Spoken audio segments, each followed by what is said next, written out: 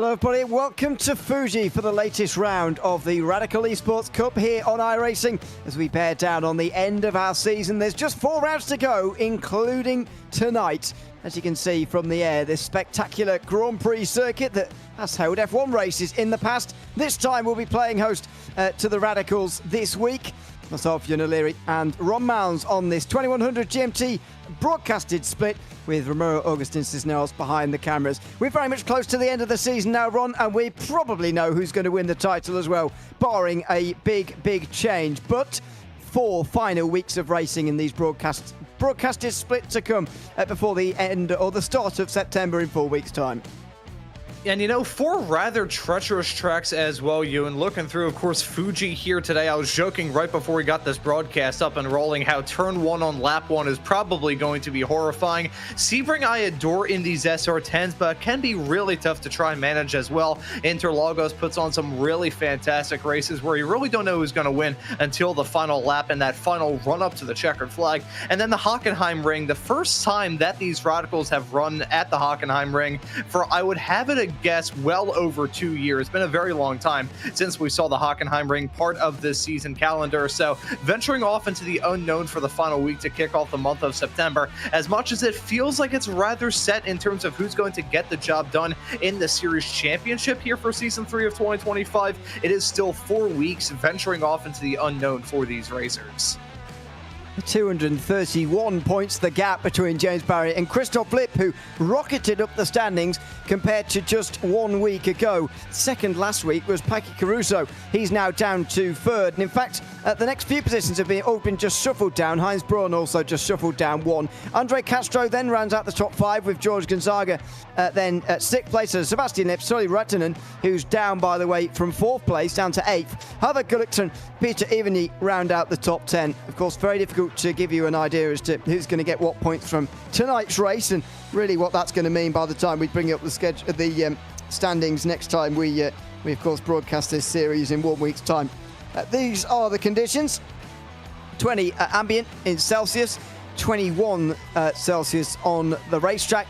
As we've been talking about before, that's about 70 Fahrenheit on the racetrack. But very humid here tonight by the looks of things, and overcast conditions as well. In fact, further than overcast, Ron, I'd go as far as to say this is pretty foggy conditions, actually. You can barely see the final corner from the first corner, which I know is a long way at this circuit, but it's always a pretty good tell that visibility is not very good, and look at that. Yeah, look at the fog that these racers are having to poke their way through in this qualifying session that we're currently in the midst of. 95% humidity. These racers basically driving through a giant bowl of soup at the present moment. So not the ideal conditions for sure this track. Rather cold in the grand scheme of things. It is still the summer, at least here in the northern hemisphere. So you'd usually expect these track temperatures to be rather high. Not the case at all. Tucked up here right by Mount Fuji here at Fuji Speedway. And absolutely iconic racetrack in the world of motorsports. As you said, Ewan hosted the first ever Japanese Grand Prix back in 1976. Last time it hosted a Grand Prix period was back in 2008. And that final stretch of races here at Fuji in 2007 and 2008, rather heavily affected by rain. I got to imagine it would be rather wet if these cars did have rain compatibility, which they don't at the moment. If they do in coming seasons, these wacky SR10 races would probably get cranked up just a little bit higher, as we've got a duel right now for the pole position with Andre Castro and Christoph Lipp, who, mind you, is off the back of 3 straight wins here this season, currently duking it out for the pole position. Yeah, we've gone from having lots of different winners in lots of different weeks to starting to see a pattern emerge in these broadcasted races. Still, it's another big field of strong drivers who are in the race here tonight, and that is fantastic news for us as we enjoy this split here tonight. Down the straight for Heinz Braun, who's in 11th at the moment, and moves up to 7th in the meantime, just about where he's expected to be in number 6. Lasse Sorensen slightly outperforming himself at the moment, but he is a strong driver, so not really a surprise to see him in the top 5 at the moment. This is George Gonzaga, 10th place, where you'd expect to see him, and just under a second behind Andre Castro, getting on the brakes now for turn 10, which is the hairpin before this rather awkward final chicane, which you can get rid of in iRacing. There is the layout to allow you to bypass that chicane, but not used here. It does create a sort of half overtaking chance down in towards turn 10, really, but the chicane does make that a little bit awkward. Yeah, it can certainly get physical if you try and go for a move heading off into that section. The final sector around this track, rather notorious for being a rather twisty end to what has notoriously been one of the fastest tracks in all of global motorsports, let alone in the nation of Japan. Fun fact for you about this track, it was originally designed to be an oval. Turn 1, the original version, was just a massive, I think, 30-degree bank turn. Massive turn, and they never really had the money to complete the original oval project, so they just decided to turn it into a road course instead. But this track always synonymous for being quick, as much as the first two sectors still a rather quick end, and that start-finish straightaway iconic for being massively long. The end of this lap, especially in these SR10s, are really going to have these drivers at their wits' end and really nervous heading all through there. You got some clunky corners that may be a little bit tough in these SR10s that can kick you on your butt with the blink of an eye, but you've also got the anti-cut curbs running around here. I remember driving a GT3 car around this track rather early on into my broadcasting career, trying to get some sort of knowledge before a broadcast I was doing later on that day. I hit one of those yellow curbs, and I managed to pull a 5-foot wheelie in an Audi GT3 car. So those curbs in these lightweight SR10s, if we see a driver even look at one of those things the wrong way, we may see a driver strike the moon. Yeah, it's really harsh, these curves around this circuit, and on this very channel, actually, the iRacing YouTube channel and Race.TV YouTube channels, we did the Fuji special event as well, which was decided by one of those sausage curbs as well. Frankly, I think they should get rid of them in real life, but there you go. That's just my opinion. They are perpendicular to the racetrack and a big factor as to what we're going to see here tonight at Fuji, that is for sure. But that's the end of qualifying. Let's have a look at the starting grid ready for the race. Andre Castro takes pole ahead of Christoph Lipp, looking to do it all over again in that number 1 car. He's ahead of Havard Gulliksen, and Sebastian Lipp, his brother, is just behind him. Then it's Lasse Sorensen and James Barry is also on that side of the grid in 6th place. Heinz Bruns just over half a second back in 7th ahead of Maurizio Scotti D'Urcio. Then it is Franco Sanchez Buckley with Dennis Kirikopoulos rounding off the top 10. George Gonzaga and Kjetil Larsen round out those inside a second of pole, with Simon Sykes in 13th place. He's 1.2 seconds back on pole. So slightly smaller field. They'll sit on the grid and rev their engines like idiots again. But anyway, we'll have to cope with that until the lights go out. And as you said, the big run towards turn 1, although a slightly smaller field size, which might help that. Yeah, potentially. I think the braking zone, just heading off through there, it creates such a stack up as soon as you get off into that bend that you're probably going to see at least one driver get struck by a falling anvil heading off through there. Turn 1 going to be part of the many awesome / terrifying challenges that these drivers will have to face ahead. Of course, that slipstream game heading down that start-finish straightaway going to play a massive factor in this race that lies ahead. Only 16 laps in length, but let's get up and rolling here, Ewan. Let's get going here from Fuji. 4 rounds to go in the Radical Esports Cup for the 3rd season in 2025. And we are green now from Fuji. Underway, and immediately Christoph Lipp with a great start on the left-hand side. Look at that in the black and yellow car. Already on the inside, Sebastian Lipp is in the same livery just in behind him. Oh, and he's nearly been rear-ended there. Contact. Sebastian Lipp's going to go into a half spin. He's going to drop to the back of the field. But his brother takes the lead through turn number 1 and races into the end of the first sector with a sizable lead, considering it was Andre Castro who started on the pole position. Yeah, that could have ended so much worse as they had their way down into turn number 1, now heading off through the tight and twisties in the mid-sector, looking to see whether or not Christoph Lipp will be able to pull that gap, any sort of gap over a second, probably going to be easily surmountable, heading down some of the flat applets around this track, but Lipp leading. That was a really rough start there for the IGL Coding Squad. I believe that was Lasse Sorensen. That was the one that made the contact. Havard Gulliksen, while the other drivers for that team, he won the championship back in season 1 of 2025, just barely missed out on. As much as it's not really looking too good for him to get done this season, he still wants to get a good result. As we take a look at that moment, contact being made, it wasn't the biggest tap in the world, but it was still enough. No, Sorensen into the back of him, and then he went into the side of Gullikson as he was going with too much speed because of the extra speed that was given to him by Sorensen. So that was a bit of bowling there towards turn 1. And Lasse Sorensen actually lost a few places for his troubles, but there's not as many as Sebastian Lipp did. He's down to 10th place as Christoph Lipp brings them onto the front straight now. Everybody in one long slipstreaming line, and this Fuji International Speedway is quite more of a slipstreaming circuit than you might imagine. All 13 of them benefiting from that right now, and only when you get back to Sorensen and Simon Sykes and then to the teammates Kyriakopoulos and Sebastian Lipp do you start to see some side-by-side. That's Simon Sykes way too late on the brakes. Yeah, Simon Sykes losing it, heading down into turn number 1. First time I've seen this racer be behind the wheel of one of these SR10s in these 2100 GMT broadcasted races, but he's dicing with Sebastian Lipp. Lipp not getting off to a good start at all in this race. He now drops down to the final spot inside the top 10. Sykes started this race all the way at the back. He's made his way up to 9th, and even with that moment, he's still on the charge, looking to move down the inside of Dennis Kyriakopoulos. Well done from Sykes. Simon Sykes, the 2023 USF 2000 championship winner in real life, looking to try and get dicey here in these SR10s, already making some moves early. And the flash of the lights there from Lipp as they come down towards turn 10. Said this will be a half chance, but if you've been racing side by side through the first sector, then you're likely to get side by side again. He's still flashing his lights here, Lipp. I'm not entirely sure what he wants from these guys at the moment, but he moves up to 9th in the meantime. Kyriakopoulos drops back to 10th ahead of Maurizio Scotti Diuccio, who has lost a couple of places on the start. So is George Gonzaga and Ketil Larsen, who is at the back of the field. Here comes Gonzaga, and that's another place for him. And that 12 car's going backwards. Gonzaga, though, just one position behind where he started this race in the top 10.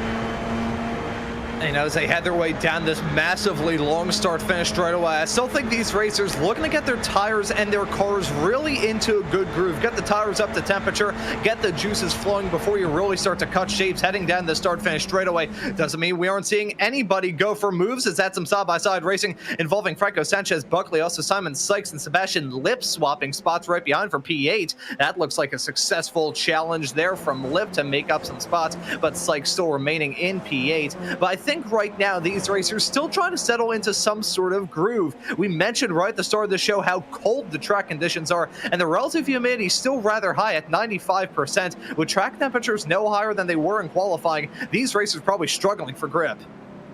Look up the inside again from Sebastian Lipp on Simon Sykes, but not able to do it there, and that's going to compromise his run coming out of turn 6, although it's not a straight hit. It's a long flat-out section in pretty much any car, and so you can really be eaten alive on the way towards turn 10, but not quite close enough on this occasion. You can see the two for the lead there. They are absolutely nose to tail, and they're breaking away from the rest as Andre Castro looks to get past Christoph Lipp, and he's not bringing the rest with him. James Barry's up to 3rd, and that's a great start from him, but he's not able to stay quite as close with the leaders.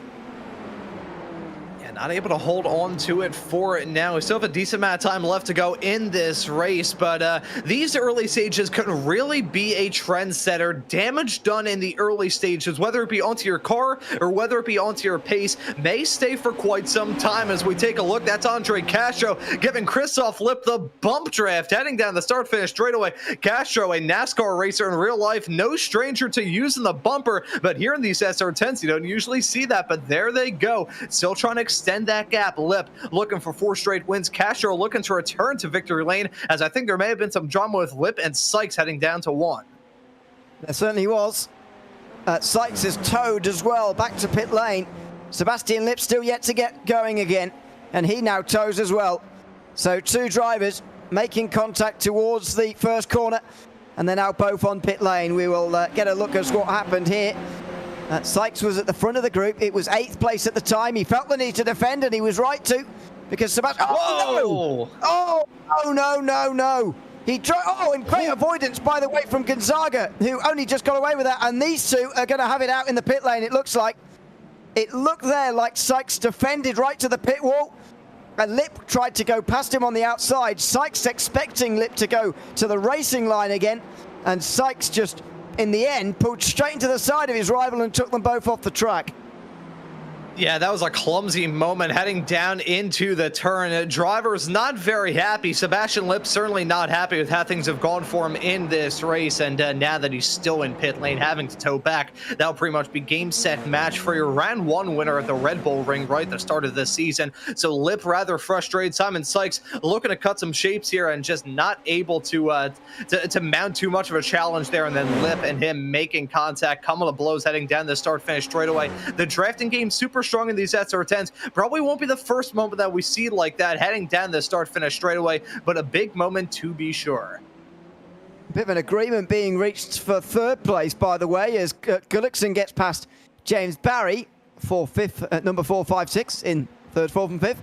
And Gullickson may be feeling that with him at the front of the group, he can get more of a gain. There's the incident again. I mean, quite to the contrary that you know, Lipp is coming over on Sykes. In fact, Lipp was actually slightly going left already. Sykes was just going even more to the left and straight into the side of him there. So, as you say, I think the word clumsy used to describe it is probably the most relevant one there. Yeah, that was a rather clumsy moment heading down into the turn. But hey, these racers looking to try and get any single advantage that they can in these very competitive and very tight races here on the Radical Esports Cup, especially in these 2100 GMT broadcasted races here on RaceSpot TV. Unfortunate for sure, but hey, just part of racing, I guess. Instead of talking about that, though, we still got this squabbling up at the front. The battle for the final podium spot, really intense between Havard Gullickson, James Barry, and Heinz Braun. Braun, we know that he's an aggressive racer. He is no stranger to getting down and groovy with it, throwing punches at his competitors, Havard Gullickson and James Barry. They combined for 5 championships over the past couple of years here in the Esports Cup. Barry, your current points leader, looking to try and get his 5th here this season and return to championship form after being on a 3 straight season losing streak, as he's gonna rather get that move done pretty easily. Heading down that start finish straightaway, you can see how strong the draft is in these cars, especially heading down there. And Heinz Braun wants to follow, and he does follow through as well. So Heinz Braun in the background got past Gullickson, and in the top of your screen, by the way, you saw Andre Castro going past Christoph Lipp. These two have been close for the early part of this race, but that's the first time that Castro has retaken the lead since, of course, he had that pole position and that lead immediately taken away from him meters after the start line on lap number 1 earlier tonight. But Castro is back to the front now, and with that pass for third place from James Barry, I get the feeling that any hopes of those 3 catching up to the front 2 now have evaporated very quickly. Not that there was much hope anyway, but they've shown that they're going to race each other rather than try and catch the 2 up front again. I think they're playing the patient game is what they're doing right at the front, you, and they're working together as pseudo teammates at the present moment. They're saying, you know what, we're going to get to the end of this race and I am going to hate you in terms of driving to try and get the checkered flag here, but for now I want to work with you just to make sure it is us 2 battling for the win and not a 5-car Titanic fight for that checkered flag. Doesn't matter what kind of driver you decide to link up with when it comes to breaking away. A breakaway is still a lot better for a driver's psyche. If you're Andre Castro, you're thinking, okay, I may have to battle with Christoph Lipp, the 3-time race winner heading into this race. And outside of his form as of recent here this season, a very talented racer in these SR10s. He was your 2024 Radical World Finals champion. So he's a very quick driver behind the wheel of these race cars. But dividing and conquer seems to be the name of the game at the front, as they are still battling right behind. Absolutely. Side by side and into turn 2. It's Gullickson, Barry and Braun this time round. You might as well shut your eyes, point your finger at the 3 and see who you get, because that's just about as good as predicting at the moment which of these 3 is going to win the battle. Sorensen and Franco Sanchez Buckley are not that far behind, and they are going to catch up quicker if they fight like this. Sorensen just under a second behind Braun. If they work together, they could distance those 2, but it, again, doesn't look like they've got much motivation to do so. And again, we're not even halfway through this race yet either, so time on Sorensen's side, and what a recovery it would be for him, since dropping to 10th at the end of the first lap. He's already 6 laps later, knocking on the door of a top 5 again. It's a pretty good drive from him as it stands right now. I was going to note this right as we were loading into the session before this broadcast got up, rolling, and ready to rock here on RaceBot TV and the iRacing Esports Network. This is a stacked grid of racers. The drivers that you see up and down this 13-car grid, and the 11 cars still out there on the racetrack. Very, very talented and very experienced in these SR10s. This is a car where if you have the experience on your side, that'll really help you. Look at Andre Castro dipping down pretty much nearly into the pit wall, trying to break that draft, the snaking motion heading down there. That shows how powerful the draft is in these SR10s. And as here comes a dive from Heinz Braun heading down into turn number 1. He's looking for fourth and doesn't get it done on James Berry, but they're still very close in that battle for the final podium spot. I was just going to say, talking about your current race leader of Andre Castro, this is a drafting track, and looking through the season we've had up to this point, if I had to outline the track that's probably a bit more draft heavy than this one, I would probably say Spa for week number 4. And you know who won Spa in week number 4? It was Andre Castro. So look at that drive of the number 2 car to potentially get win number 2 tonight. Yeah, and the other thing similar about these two racetracks as well, although there's plenty of differences between those two, is that they're both the sort of bigger Grand Prix circuits, if you like. Even these cars look quite small, really, at Fuji. The track's really wide, and it's a proper Grade 1 style. So that's another similarity there as well. See if Castro can take another victory here about a month after his previous, as we now come into the final sector again for these three who are racing one another. And are they distancing Sorensen and Francisco Sanchez-Buckley quite enough here? I wonder. Maybe not for the moment, as they now come into the final turn. This is the big run, or where you need to get the big run, I should say. Barry super close to Gullickson. You'd almost fear that he's too close, actually, if this were going on to the last lap. And there you go, he's going to push instead. So he wants to keep this just between the three of them by the looks of it. And Heinz Braun says, I don't actually want any of the slipstream at the moment. I don't want to get too close. Now he'll pull back in again as he starts to lose some time. But they're significant working together there. Just as Lasse Sorensen started to catch up, they've got their act together again, and on halfway, they're distancing Sorensen again. Birds of a feather tend to stick together, and these SR10s seeming to stick together heading down that start-finish straightaway. I will say this, and this is honest, I have seen many a draft race here in these SR10s. Usually don't see these racers bump draft like crazy. I think they're doing this for two reasons. Not only is it a good strategy to run heading down that massively long start-finish straightaway, but I do know that over on the European and Americas side of things here in the Radco SR10 world, these drivers aren't allowed to bump draft. That was a rule from last season that they implemented, and I believe it is still on the books here for to the 2025 Radical European Championship, which will be returning to RaceSpot TV this upcoming weekend in this exact same track. And many of the racers that we have in this event right now run in that series, and they're looking to try and contend for a championship. I think these racers are saying, you know what, we can't bump draft in the hour-long race that's coming up this Sunday, so let's just get it out of our system here in these officials. Bump draft like it's a NASCAR race. Going back to what I said earlier on in this broadcast, this track was originally going to be an oval, and we're seeing the oval strategies really play out heading down the start-finish stretch. Yeah, go and Google some of those previous layouts. You'll certainly see where the pattern it starts to emerge there. Meantime, in the background again, there's the same story as Braun tries to stay out the way.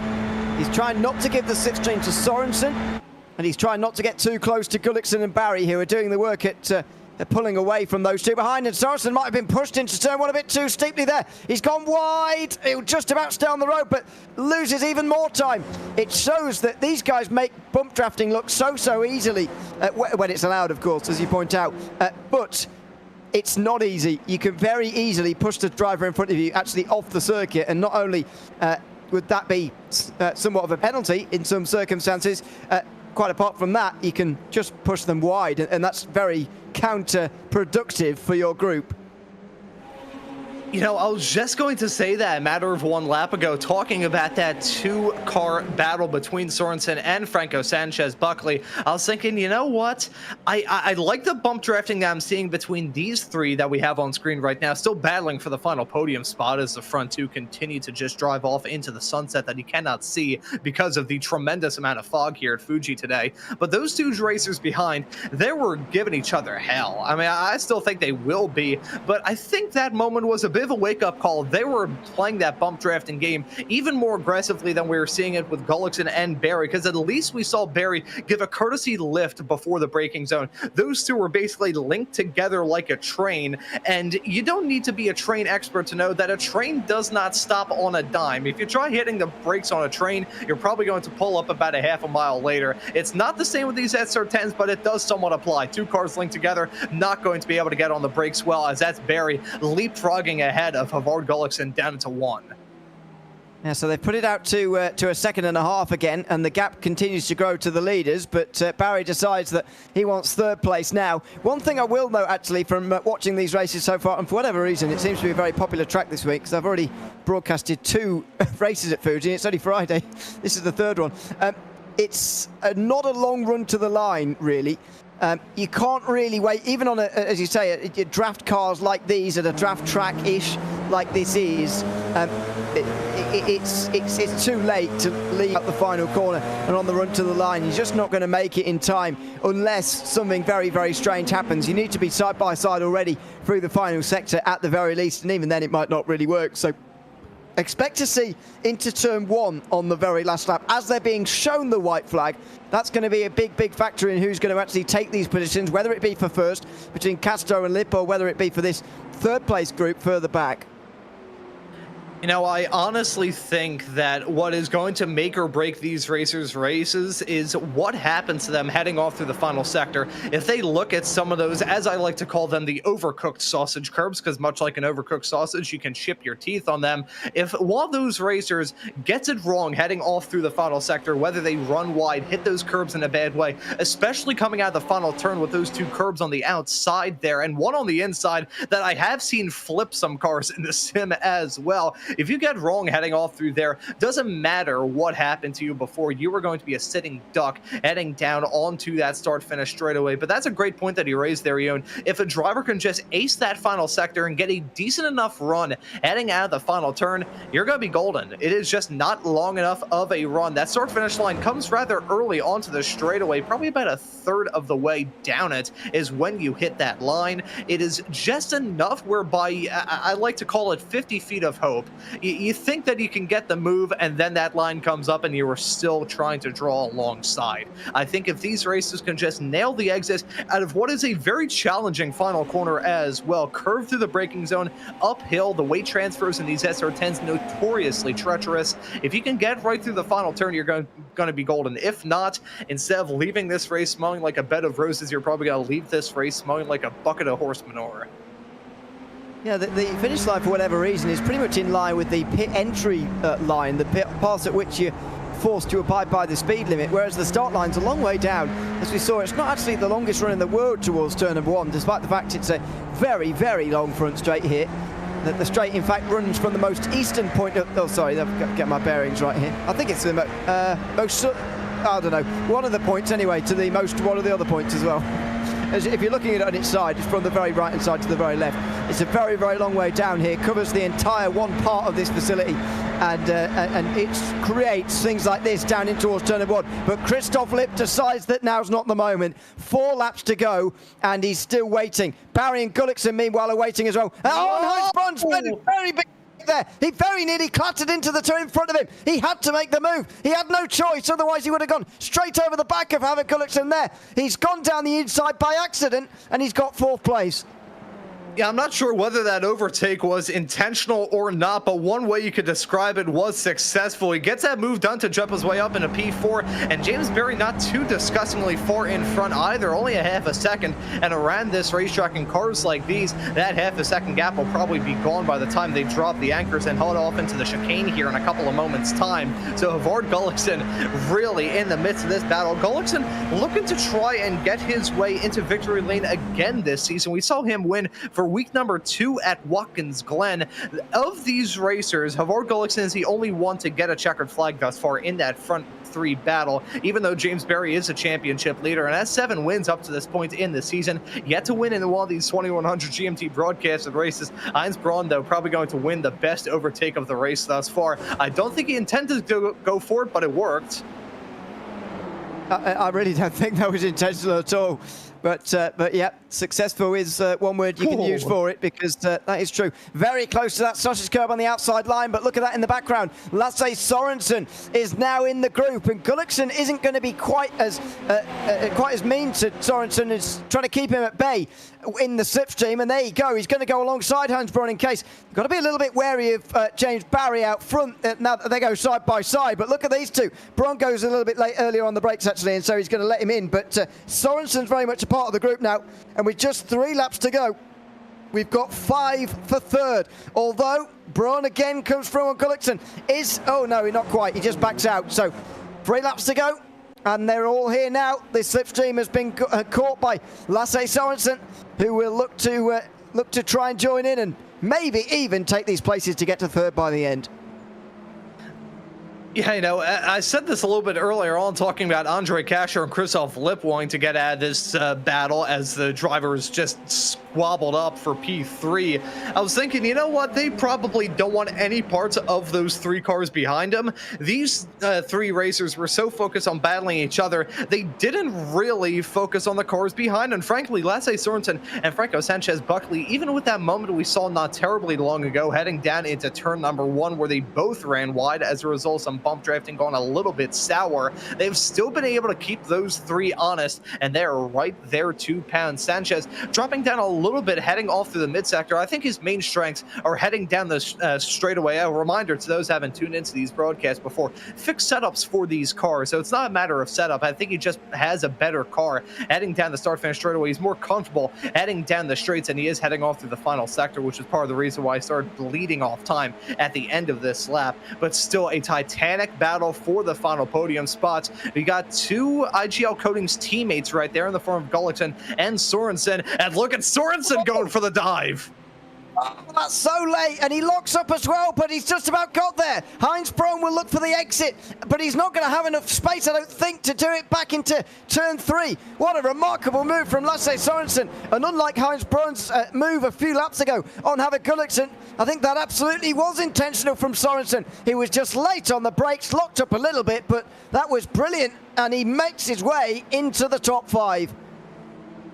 You know, I think that's another one of those overtakes where I'm not entirely sure if he meant to go for it, but he went for it and it still worked. Sorensen jumping his way up into the top 5, as now I think we're going to see Barry and Gulliksen really start to battle hard. That was the 2 drivers who won championships in back-to-back seasons. Barry got his last championship at the very end of last year. It was season 4 of 2024 that we last saw James Barry win a championship. That, I think, was Maurizio Scotti Deuco running wide, heading off through the chicane. Saw that corner cut for him. I think he's lost out on a spot. There he is in the 12th machine, losing out on P8 to Dennis Kyriakopoulos, and probably serving a slowdown as he heads his way off through the final sector. But now getting on to the final lap of this race here, and we are starting to see these racers really begin to throw haymakers at each other. This battle for third involving 2 racers who are no stranger to battling with each other in terms of position and championship wins, and we still got that battle up at the front as well.